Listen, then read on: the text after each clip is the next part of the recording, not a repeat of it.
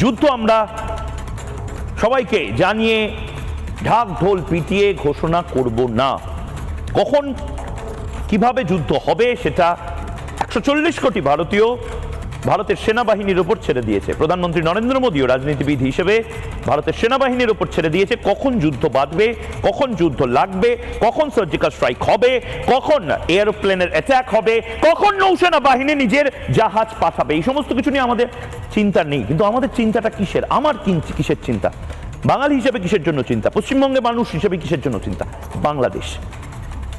আপনারা বা আমরা খুব ক্যাজুয়ালি বাংলাদেশকে নিচ্ছে। বাংলাদেশ নিজের অবস্থান এখনো স্পষ্ট করেনি। মোহাম্মদ ইউনূস কি নিজের অবস্থান স্পষ্ট করেছে?